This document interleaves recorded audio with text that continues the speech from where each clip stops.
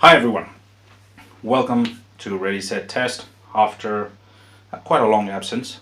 Back here and putting down some videos, but I'll start out with a fairly important question. For all of you who do not own a camera made by these people, Runcam, or a Runcam Eagle in here, how is your FPV footage? How do you find it? Are you happy with the detail that you're getting? See, there has been a problem regarding FPV and YouTube and people deciding to get into FPV. Whenever we want to get into FPV, we watch other people's flight footage, just like you will mine a bit later. These flight footages are usually recorded through DVRs. I don't record through DVR, I use a cell phone in a box against the screen, but they're usually DVR. Now, taking the fact that the DVR takes the footage in, and then it's rendered by YouTube, the end result is usually not the best. And most of us have now kind of settled with the fact that whenever I fly FPV, I am expected to get subpar and mediocre footage. Well, that's not the case. First of all, in real life, FPV footage looks a lot better than what you see on YouTube DVR recordings. And then, here comes the Runcam Eagle. Hands down, the best thing I have done for my FPV setup this whole year. I'm very clean and very thorough and meticulous about my setup and about my antennas. If you want to see a video about that, refer to one of my videos where I talk about physical separation of components.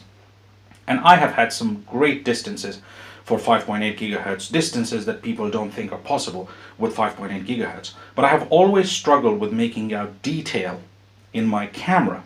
I mean, I can see green and blue and I can see where I am, but apart from that, it's not really an enjoyable experience as to making out the details of where you're flying over. That's until about 2 months ago I bought myself, and yes, I bought myself, this was not sent to me, one of these Runcam Eagles. It's a 4:3 aspect ratio, 2.5 lens, I believe.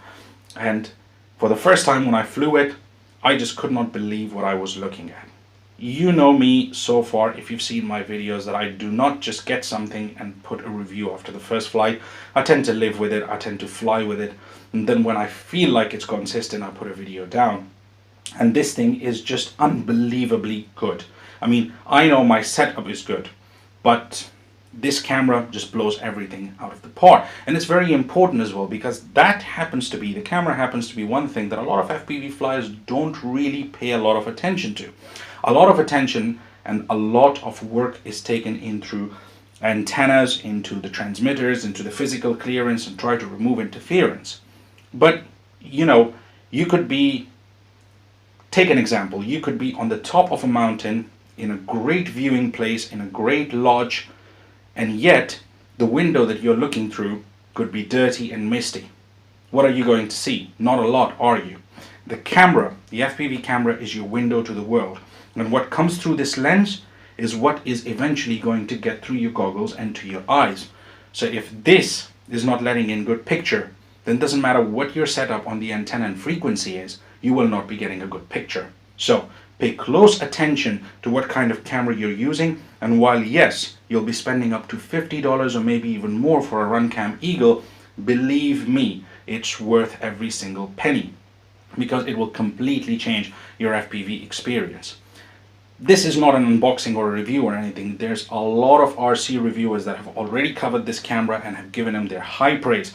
But if you want to know, there's a very small box, mounting brackets, and underneath there's a little toggle switch to change the settings on this camera. I want to touch over that quickly as well.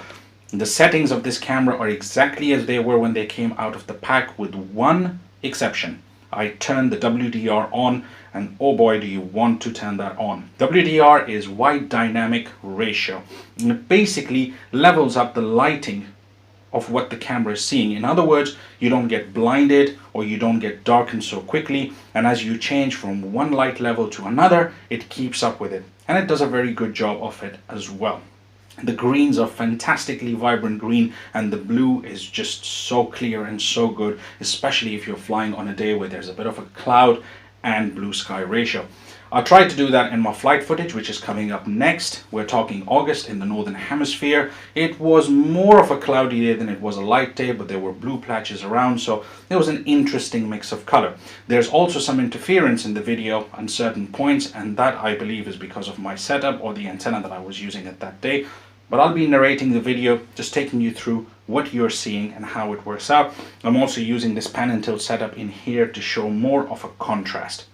It's a very light camera, it has a very small footprint, and I believe it can be fitted to every single rig. I mean, this here is a very miniature rig, and I managed to fit it on that one. So without further ado, I'm going to be taking you to the flight footage, but before I do so, keep one thing in mind. I call it a bit of a rule of thumb of mine. Whatever you see in the video on your YouTube screen, after rendering and after all that stuff, has been made worse. Believe me on this. So whatever you see on the YouTube screen, keep in mind it is 5 times worse than what you will be seeing in your goggles. To turn it the other way around, what you will see on your goggles in real life will be 5 times better at least than what you see on your screen on YouTube. Keeping that in mind, if you've been resisting spending slightly higher bucks than normal for an FPV camera, don't resist anymore. This is my highest recommendation for a Runcam Eagle or a Runcam Swift, depending on which one you want, or an equivalent camera. But as far as my research goes, there's nothing quite as good as this one. So let me take you through the flight footage and let's enjoy some countryside flying together.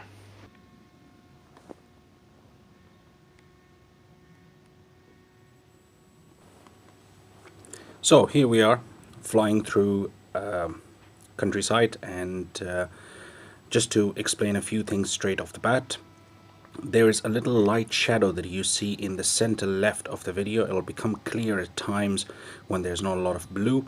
This is because of light seeping in through the box that's surrounding the screen, and for that very reason that light is there. So that's not something that has anything to do with the camera. Number two, something that you will see all the way to the end of the video is the horizon. Now, those of you who have been watching my videos, and for those of you who haven't, I'm using an Ogbird 2.0 autopilot system, my system of choice. It's in my primary rig that I always fly, and as you can see, the horizon is kind of all over the place a little bit. From time to time it loses its orientation. This is because I haven't flown this plane for a while, and it is recommended that if you fly it after a while, you have to do you have to level the plane and record the level status, and I did not do that, so I need to record level for the plane before I can do another flight. Now back to the subject in question, which is the camera. As you can see, I'm panning and tilting left and right, up and down at the moment. You see slight lines across the screen. Now that has something to do with the fact there's a second screen attached to my goggles. I did not see that in my goggles, but this was coming up on the second screen through which the cell phone was taking the recording. And also the cone field on the right hand side, as you just saw, also seems to show these very weird pattern lines whenever it comes on top of it. It doesn't do it with anything else. Well, let's go back to the colors. Now I'm moving the camera quickly left to right. As you can see, this is a view over my right wing, and then I'll turn the camera straight up this way. I'm doing this very quickly because I want to show you the WDR, or the wide dynamic range. You see there are blue patches in the sky, and there's also clouds. And this is a good day to tell the quality of how the dynamic range will work on a camera like this. Also, you see from time to time I have a little bit of a signal loss, a few specks in the video, and that is because I'm flying right overhead. And on that very given day I was also trying a new skew planar antenna on my system, and needs a little bit more of refining. Now, talking of interference and talking of specs in the video, the Runcam Eagle and many of the Runcam products, I believe the Swift too, have also done something remarkably well, and that is the casing surrounding the camera is made of special material. I believe it's magnesium, but I'm not so sure. And it's done so that the camera does not broadcast loud sounds to interfere with your 433 megahertz UHF, which is what a lot of serious FPV flyers do fly with, and that's the same in my case. As you saw, I just panned up and down from the pond up towards the cloud, and you saw how quickly it caught up with the color transformation. Again, you see sometimes this little flash appears in the picture. It almost seems like a light and dark. That's again something to do with my system, not a camera thing. And all this is happening because I'm using a second screen with my goggles. Now looking upwards, left and right, down, trying to all the variation.